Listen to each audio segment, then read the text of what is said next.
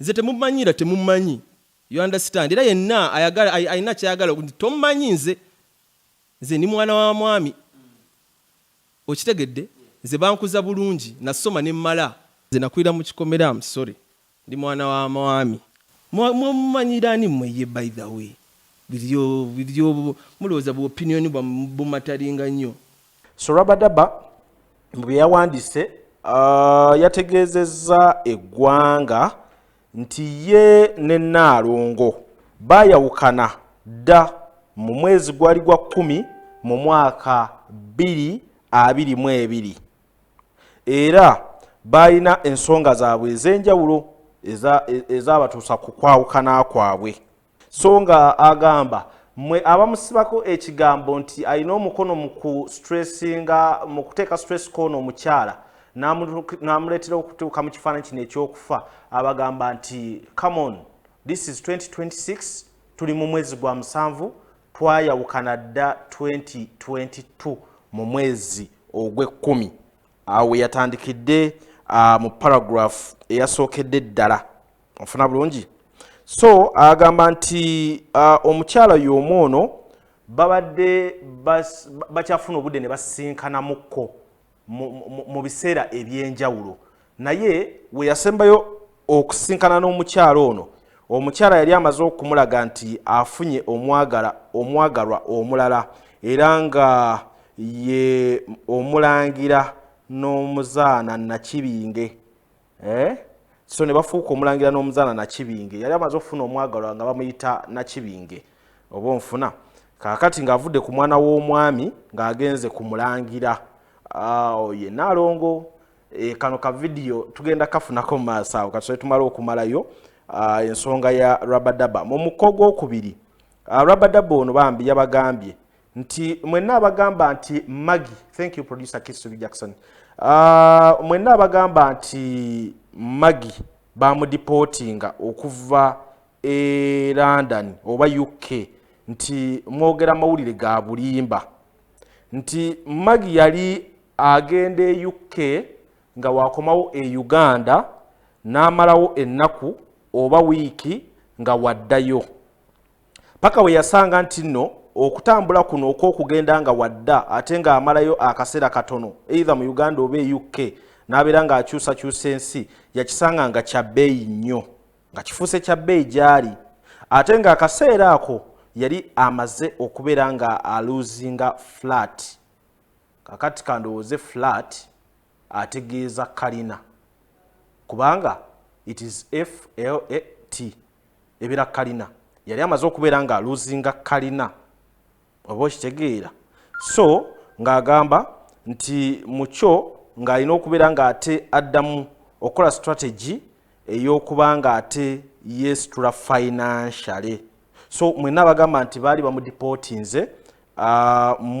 mwogera bya bulimba munoonya butaala mwenoonyeza butaala bwammwe nakuboogerako. Kakati omukko ogwokusatu yagenze kuba bloggers bonna bawangalira ku mutimbagana awo ng'abagamba nti these bloggers and TikTokers are saying that the late was depressed, but I totally disagree. The late was doing well for her and she found love again. Nti mwenna abagamba nti Nnaalongo abadde mu depression ekyo nakyo yakimenyeewo. Agamba Nnaalongo abadde mu mukwano n'omuntu omulala bukyaba yawukana ne Rabadaba oyo Faizo Seguya. Kati abagamba depression gye mwogerako aweeba evaawa. Yazze kumenyawo bigambo bya bulimba ebiri mu kwogerebwa ebitalina mitwe na magulu. Waliwo blog eyamwetaddeko n'agamba n'abaako information gyawa public ng'alagaye ne Rabadaba badde balina okwogerezeganya. Oyo yamujje mu kifaananyi ye Rita Love Kagwa awangalira e UK. Alina bye yayogedde eri ensi ku kwawukana kw'ababiri bano okwongera certifying abantu kye balowooza nti Rabadaba ono yalibanga ate yakola bubi mwana muwala okutuuka ku kino. Furthermore, kati abagamba nti Rabadaba kuba nekyo kibaddewo nti yeefuulira omukyala jjukira nti omukolo guno bwe baagukola Rabadaba yali ayagala mpapula. kati nga agamba ng'abatugamba bagamba nti bwe yatuuka e UK ng'akolera ku bipapula by'omukyala n'amwefuulira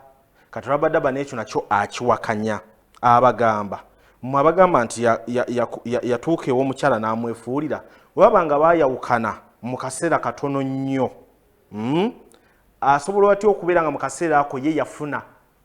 empapula oba onfuna bulungi era ne system asobola atya okubeera nga yali agitegedde essaawa eyo okutuuka okuba nga aloopa omukazi mu b'obuyinza ate nga ffenna tukimanyi era twogera nti omukazi ye already yalina empapula kati atalina empapula eyakagenda mu nsi empya aloopa atya eyali agiwangaaliddemu ebbanga eddene ng'alina n'obutuuze awo nno alinawo point si wekiripo sebo omupya ajje ategeerere omukadde mu nsi ye amuloope ne mbombo yinza oba onfuna so n'ensonga endala nnyingi ezoogeddwako era n'amaliza ng'atubuulira akatono nnyo ku ebyo ebyabaviirako okwawukana kwe kuba nti Naalongo yali akutte Rabadaba what n'amuteeka mu bibatu bye n'amuteeka mu nsawo ye Rabadaba waatugamba ate ffenna nga tukisuubira ekyo jjukira nti wano narrative yali emaze n'okukyuka ng'abantu bagamba nti Naalongo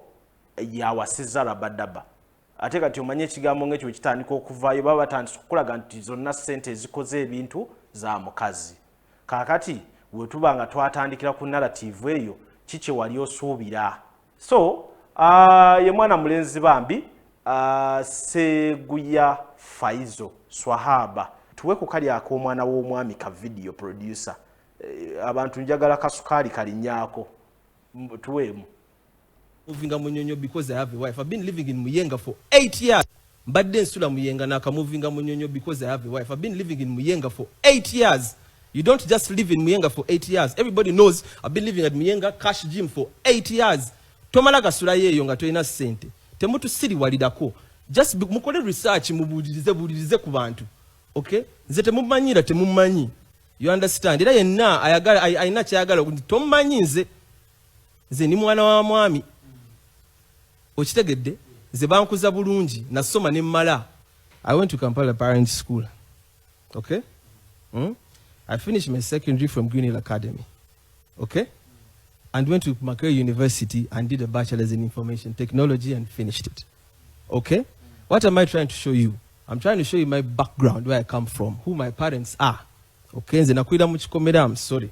Ndi mwana wa mwami. Okitegera tata wange yawasa mama wange in 1975 Kampala Sheraton Hotel. Okay? So I was raised in the right way nti manyi ti omusajja alina okuwasa omukazi we. Okay. So ebyo n'ebigambo byaliwo Rabadaba nga yakeefunira Naalongo we abantu ne bamuviirayo kati nga ayagala abatereze mu line abagambe ye mwana waani mwana wa mwami akulidde mu kibuga n'ebirala nga waabibagambye kati Steve Mayanja tonyiga wakulira 40 osula wa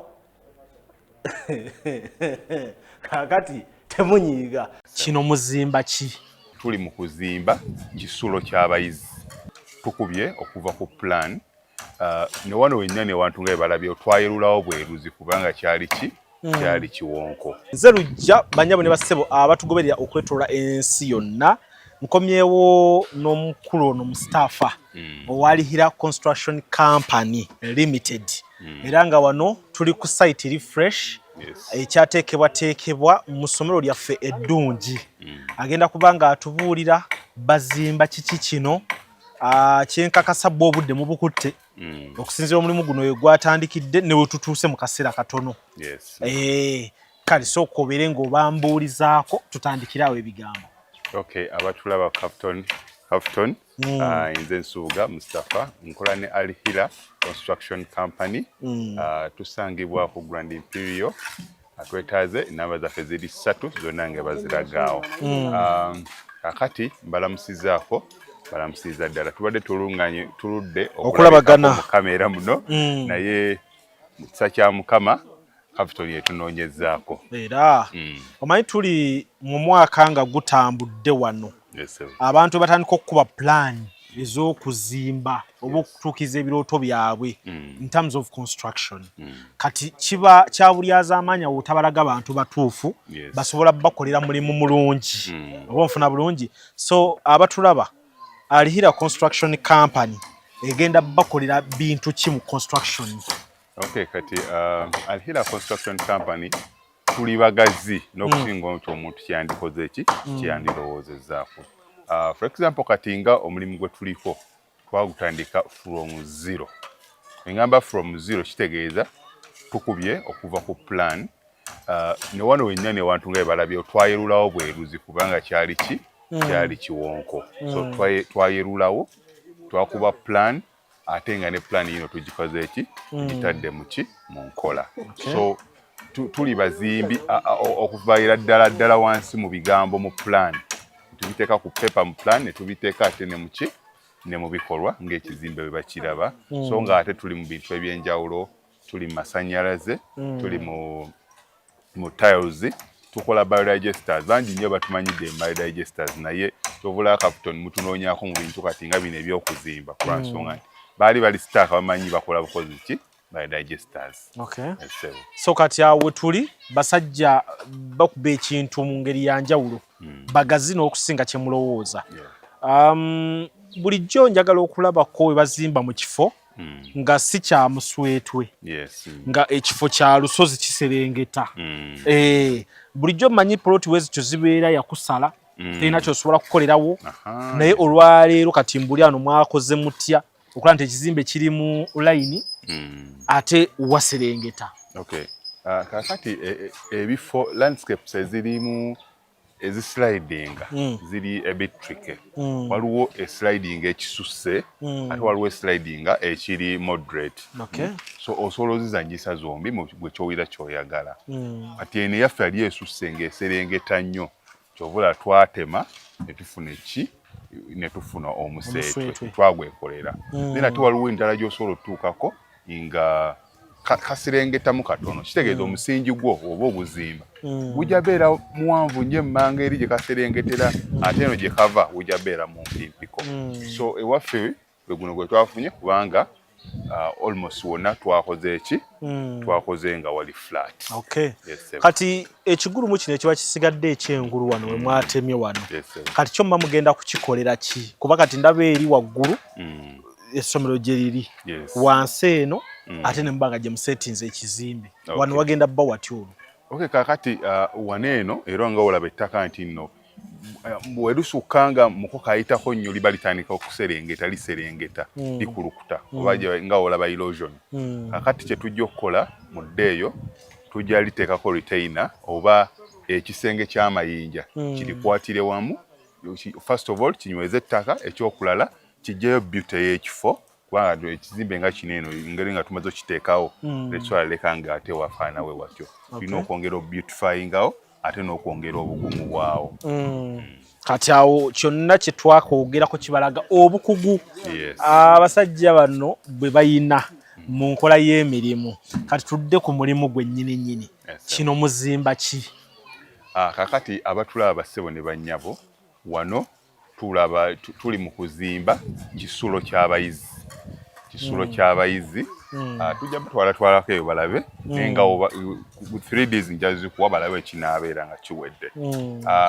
So tuli mu kisulo ky'abayizi kigazi bulungi ate nga kirimu ne space emala. Gavumenti ennaku zino erina restrictions nyingi nnyo ku bisulo by'abayizi. Erina baako exits ezimala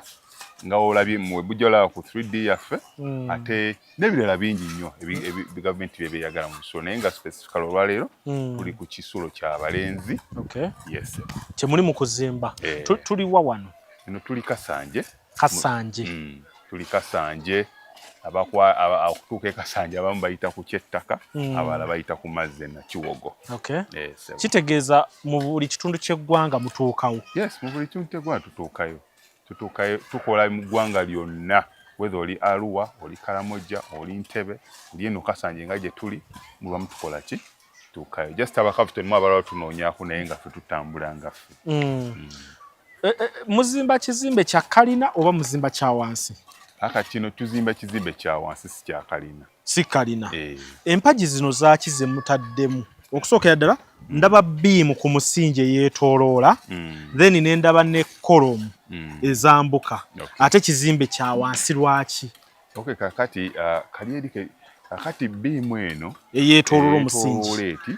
eba yakunywereza wamu omusingi gwaffe biimu omusingi gwonna okuba ngaolaba muwanvu omusingi muwanvu bulungi ati ogwongera obugumu bwagwo tugukola ki tugusiba njagala Tony tudde wano mu ange eno balabe ku musingi gwe twogerako balabe ku biimu eri waggulu w'omusingi oba ogulaba wano biimu yeeno gye twogerako eyise ku musingi waggulu ati oluvannyuma lw'okuzimba biimu soka otuyisemuko mu nkola eno ebeera etya nti muzimba bulooka kino kye bayita bata mwenda kati we muzimba mwenda soka otuyisemu mu mulimu ogwo omusingi gulina vaayo gutya obulungi ne ku kifo we tukoledde kakati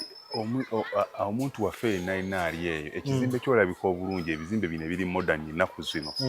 ekizimbe kino bba nga kikoze eki kisitufu buwanvu kisitufu bulungi okusituka okwo kutandikira ddala muki omusingi obula omusingi gwaffe muwanvu so nga ate leba ogiraba eri wansi naye musingi muki muwanvu so nabwe ekyo wadde ate ng'omaze ogusitula ate olina obba nga omusingi gwo muki mugumu ekisooka bulooka olina zimba ya mwenda kyobuli omuzimbi akimanyi ekyokulala nti tuteekako eyo running beam okwongera okukwatira omusingi gwaffe ki wamu wambuliza ku kya kolomu zino kakati kolomu ezo ekisookera ddala ziviira ddala wansi eri mu musingi mu musingi wansi kuba tuziyiwa bases kakati omugaso gwa kolomu zino eno ate waliwo endala ezigenda okuba nga zisalamu bwe ziti eri waggulu nga basereka nga tebannasereka wall plate zigyerayitamu ekikulu kya byonna byonna just kukwatira kizimbe kyaffe kibeere wamu nga kiri solid then ekirala zino kolomuzi zino ruufu yaffe zijongera ki support kwejja obba nga ekola ki ewummulira bweti so basically support nakwongera ki bugumu bwa kizimbe kyonna nga kyekutte wamu tuyisemuko mu plan kigenda kuba kitya guli mulyango kiki sayidi eri biki bye mutaddewo kakati ndowooza okutandikira kubanga eno ye maaso g'ekizimbe eno kitunula ngulu kitunudde engulu mu biri ebirala kakati ekizimbe kino kiriko emiryango esatu kuliko eminene ebiri ogumu guli endi eri omulala guli sayidi eri kuliko emiryango ebiri eminene ya fuuti 6 yes then kuliko guli eri yandibadde nga emergency door tino in case oba aliwo ekizibu kyonna oba muliro muki mu dormitory abaana babeera n'emi exits nnyingi ezikola ki tebalwanira miryango gino gyokka babeera ne exits nnyingi ezikola ki ezimala then ate era still mu madinisa muneeno government is regulations ze mbadde gambako madinisa g'ebisulo nga bino tebateekamu bwe bayita bubagala proofs oba obwomu obwo just ndabirwamu zokka in case omwana nga omuliro guzze bamenya bumenya ndabirwamu abo bayitaawo bala bayita ena bala bayita eri so basically exit emiryango bwekityo bwe giri kati kino kyonna nga bwe bakirengeza owakamera waffe wakibalaze yonna sleeping space bonna bagenda kwebakawo balenzi bonna bagenda kwebakawo side wali akati side eri omulyango guli eri gwe balengera eri waliyo ebiyigo ebyabayizi in case omuyizi azukuse kiro tayagala genda bweru eri manju kikola shortco oba long call ayingira mu mulyango omwo mulimu ebiyigo olwo bana abayizi akomyewo kiro ayagala naaba anaabira omwo munda nga tafulumye nnyo eri bweru yes kati mugenda bikola mutya nga bikyasobola okukuuma obuyonjo bw'ekifo kino nga weebuli kyovula oluusi tulowooza nti kyekibitwaza wabbali wa ddoomu tugenda kumatya ddoomu ng'etukula ate nga n'ebiyigo byaffe biri munda mu ddoomu kakati ekyo kyennyini bw'okyogedde gwe mulyango guli bwe mbadde nkulaga gwe teguli mu ddoomu munda bula ate guli side eri omulyango gwo gwa warden oba matron omuntu asinga obuvunaanyizibwa ku dormitories ezino eno abeera matron oba warden yavunanyizibwa ku hygiene y'abaana ku security y'abaana na welfare yonna eyaki ey'abaana. So it is up to the matron okulaba nti biri bye tuzimbye bikola ki biri mu proper hygiene ne proper shape okubeera nti tebirwaza ki bayizi baffe ate nga bisobokera ddala Yes, kuba ekyobuyonjo kikwata ku ggwe atulaba level y'obuyonjo bw'oyagala bw'ofuna Yes. bw'otakoleredde tojja bufuna so wadden agidde ddala ku dormitory kwennyini sebo era ayinako ruumu ye eri planned bulungi agenda bbanga asula awo Yes, mu kyo ki kye tufuna wadden okubeera ku dormitory y'abaana kakati buli warden wabeera ng'ali kumpi n'abayizi oba metron kitegeeza ajja mmanya mangu omwana omulwadde safety y'abaana era naye ebeera guaranteed then n'obuyonjo omanya nti ono omwana gundi afuka tojja mwebasa katanda ka waggulu mwebase katanda kaki kawansi n'omwana akweyabiza bulungi kuba aba akulaba awo mangu kyangu okujja nagamba madamu ndi mulwadde oba masa ndi mulwadde so kyangu kyovula twagitadde awo ruumu ye era nga zi bulungi nga yebagibalaze so emigaso egyo egikola ki ekirimu so oluusi kati waliwo oli agamba yi bannange nga tuvudde ku kyaffe kiri ekyedda kuba twabeeranga mu kidomitri kimu bwekiti nga tugendeyo ebiyigo biri eri bwega buli kimu nga kyesudde waakyo naye nda wano muleese kipya tuleese kipya kubanga essomero likyasabye ate n'okubeera nti ng'essomero nga lyo ndooza lyandiyagadde patron w'abayizi abeere nga abali kumpi buli abannayuganda omugaso gw'okuzimba ekizimbe ekirina plan yes omugaso emingi ennyo egirina kirungi nnyo okubeera n'ekizimbe nga kirina plan lwa nsonga gavumenti ennaku zino ebali bubi era bamenya ebizimbe bingi naddala ebyo biri mu ntobazi tebibeera na plan kubanga tebasobola ku approvinga plan ng'oli mu ki mu ntobazi so ekisooka gavumenti ebali bubi ekyokubiri ogenda okuteekawo n'eno ekizimbe kitegeeza oli ku same page gwe azimba contractor ne client mubeera ku page ki kubanga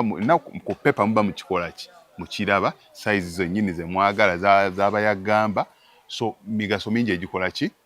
n'okwewala okumenyaamenya kuno bw'obeera nga ozimba ekintu nga tekiri ku plan kitegeeza n'ogenda mmenya ate kino kikyamya ekimenya newa naye okola kyennyininyini ekirikola ki ekiri ku lupapula ekiri ku plan ku blueprint eyo tuba twakola ki twakuwa so plan muzettanire bannaffe ndooza ekwewaza n'okumenyaamenya okwa necessary okwo abantu bamenyaamenya ennyumba yagitandika etunudde eno tugenda mumaliza etunudde walala ate ulina ajja n'agamba engineer wamalirawo space yange ya parking byonna bina biva ku ki butaba na plan so wati wano wonna mwaplaningiddewo yes bonna wali planned bulungi ngera ojala abo 3D oba bu sketches ojobulaba wano project mwinawo eno yokka ya dormitory oba mwabazimba n'essomero eri kakati wano eno twatandikira muzikiti essomero twatandika litandise twajoininga litandiseko naye omuzikiti twagukola ki fe abagukwasaganya era kati batwongera eno project eyaki eyokubiri tegeeza abantu nti mutambula ebitundu by'eggwanga ebyenjawulo era oyongere okwenfasayizinga Alihira Construction Company byekola services zeegaba eri Abannayuganda bannaffe abali e Bulaaya abali mu kyombo kya Buwarabu abawangalira wano e Uganda abawangalire Ankole byonna ekitundu ky'ensi eno ffe Alihira Construction Company tukola emirimu mingi egiri mu kigambo construction ebigwa mu kkowe eryo mwe muli okuzimba nga wano we tuli olwaleero mwe muli okola biodigester septic tanks mwe muli okola plumbing mwe muli okola electrical installations okusiba tiles okusiba pavers okusiba talazo byonna ky'omanyi mu kuzimba namwekyo era mwennyini mwe muli okola pulaani zammwe ez'amayumba mwe muli okola pulaani zammwe ez'amayumba so nga ate twagazibwako emabegako awo twayongeramu mu kampani yaffe n'abasaveya bali eyayagala kupunta ttaka lyo era ffe solution yammwe enamba zaffe ez'essimu zonna 3 weziri awo bazibalaze tusangibwa ku Grand Imperial Shopping Mall. So far wano twakamalawo bbanga ki? Kaakati wano eno olwaleero lunaku lwa Kutaano. Lunaku lwa Kutaano ng'omulimu tugukola ki? Tugutambuza. Mu nnaku 5 mukoze mbiki? Mu nnaku 5 tusobodde ground clearance okutema twakolako ngawe 1 week before naye kati wane eno okusima omusingi gyaffe ogizimbawo kusimba columns zaffe ezo n'ebisenge bino bikoleddwa mu nnaku ezo naku 5 omulimu nga gutuuse wano so musuubira kugutambuza mu bbanga ki so olwaleero lwa kubiri naye by Friday tujja batutuuse full plate then ndoza Sunday oba Monday tubeere nga tukola roof yaffe yes because mpozi kyenjagala ogambako abantu baffe speed ya project yo okutambula empola kwa project yo kideterminingibwa sente zo sente zo zezikuwa kyoyagala mu budde ki obudde bwa sente because fwe tusaba nti twagala kati musenyu gujja in time tusaba twagala samiti wali broker ebaawo kati waba nsonga lwaki project etambula mpola nga material agulwa sente so speed ya project yo okutambula mpola kideterminingibwa financial masoyo sente zezidduse ebintu tumalirize na kano nga otubuuliramuko ku broker zino ezizimbisibwa ez'omusenyu zino lwaki ze mwalonze osooka otuuye ku block eno eri abazimba bonna babeeko kye bagimanyaako kakati block eno nkigamba nnyo abantu baffe nti nno abantu bakola nnyo comparison ye block enkadde ye block eno entono ne block eno ennene first of all block eno ennene eyanguya omulimu kati nga ffe abazimbi eyanguya omulimu bagamba nti bakikoze mu lunaku lumu oba bbiri ekizimbe nga okiraba okubloka we bagizimbye omuntu ayinza obutakikkiriza naye nga ekikulu kya byonna eyanguya omulimu abantu abamu bagamba nti neesevinga mu kasente naye mathematically bw'okibalamu slightly katono mu kusevinga sente n'eri kubanga eno okalaba katono naye ate eri ejja giraba nnene naye era mu byakasente slightly ejja kukola ki ejja bba ntono then abantu abalala beegumyawo bati nti olw'okuba ono samiti bloka zino zikola samiti bungumuko okusinga ki oba oliawo naye ayina ensonga ye yes naye nga ffe ngaffe twasaze tukozesa eno kubanga eyagala kola ki etwanguyiza omulimu ate nga ne client omulimu gwagala ki mu budde mu speed nange gye njagala kati tonyongera ya ttaka emirembe gigenze gikula ebintu bigenze bikyuka kale be bakugu abalihira construction company tuli on site okubeera nga ate tubalaga emirimu engeri gikolebwa nga bulijjo mbagamba nze omuntu gwe sitalanze tutawaana era tobaako ky'omumbuuzako naye gwe nnanze oyina emikisa 10 ku 10 okumbuuza ku mirimu gyenge gye mba mwakataganyeemu kati buno bubaati bwaki kakati mu nkola ya columns tuyinamu zino column eza box ate tugenda baamu ne zino eza round ate eza box nga bazibalaze zo bazikubye na box na mbaawo okukola box yazo naye ate waliwo zino eno eza round ez'obubaati zino ez'obubaati tugenda ziteeka bweru ku shade mashedi gaffe kwa design gye twakola yali ya columns za round so zino zigenda kuba columns era gyemitayimbwa gyayo gyegino just kwongera gitereeza nagisimba nagiteeka mu line nga biggwa ng'ekyo kiggwa ssebo kale mutukkirize olwaliro tukome wano naye tukyagenda mu maaso n'obbalaga project eno engeri gyegenda okutambulamu tulabe pulaani n'ekigenda ova mu pulaani ebibiri bikwatagana oba kyensuubira nti bijja kukwatagana kuba nze mbakkiririzaamu era kyensaba nammwe abatulaba mubakkiririzeemu weeteeketeeka okuba ng'oggalawo omwaka ng'oguggala n'abalihira oba oyagala biodigester bakubire ayagala okumuzimbira ennyumba bakubire ayagala oluzi tukubire ayagala painting tukubire ayagala ebyamasannyalaze bakubire ayagala wena abaagala okugula empenda zammwe ez'amataka surveying tukubire ate temutya nti ebizimbe bazimba binene byokka nedda ennyumba luumu 2 mbayita rumu 2 tuyite rumu 2 tuyite rumu 5 tuyite kalina myerire 3 tuyite sebo kale byebyo banyabo ne basebo tujja kuddamu okukwatagana ku part 2 ey'omulimu guno Katonda abatukuumire Mweraba. Mweraba. Buloka yazimbye. Eno gye bayita batya buloka mpozi. Kakati bloka zino ziri mu sizes ez'enjawulo. Mulimu 8, mulimu 4, mulimu 5, mulimu 6. Ati muzimbisiza sizes. Kakati ffe twazimbisiza size 6. 6. 6 yekola ku bizimbe nga bino. Ekola ku bizimbe bino. Nene ffe ezimba. 4 ebeera ekoze eki enafu yemujjukira tugenda kozesa tuteekayo ruufu waggulu. Kati size eya bloka naye ditamininga nnyo kyogenda okukola ki kuteeka waggulu. Kakati okutwala mu kizimbe kyaffe kino kakati omulyango tutegenda beera awo badde njagala gwe tuba tuyitamu mwennyini omulyango gw'ekizimbe ogumu ku jjo. Kakati wano wennyini omulyango gwaffe ogumu we gugenda obeera omulyango gwa dormitory ogumu ku jjo omulala gujja beera eri side ate wakati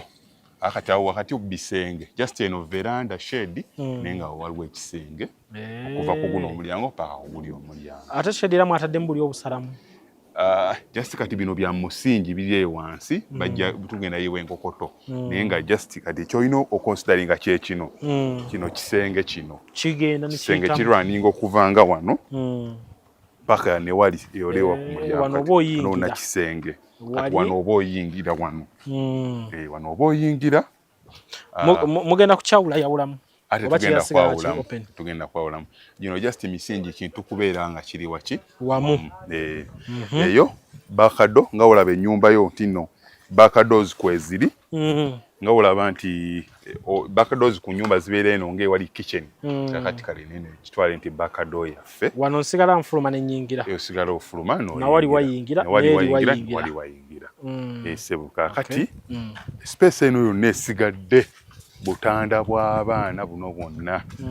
butanda bw'abaana bwonna kusula okususa ate wano nga wagasseewo kakati eno mpagi yaffe era eyo gye twagambye kwongerako kunyweza kintu kyaffe kubanga waggulu agenda beera eki kolomu waggulu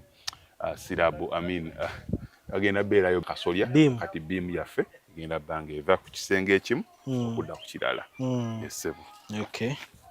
so kati nga wenkugambye wano wonna wonna wakyali ki bwana wonna butanda bw'abaana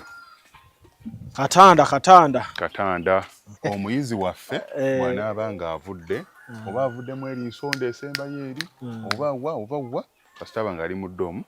asobola okujja n'ayingirako wano wa kamera waffe wanaabalaga wano ayingira kukola ki ne waliyo ebintu nga 2 waliyo toilet lino essomero ly'abasiraamu waliwo bafunira wuzu then waliyo n'ekinaabiro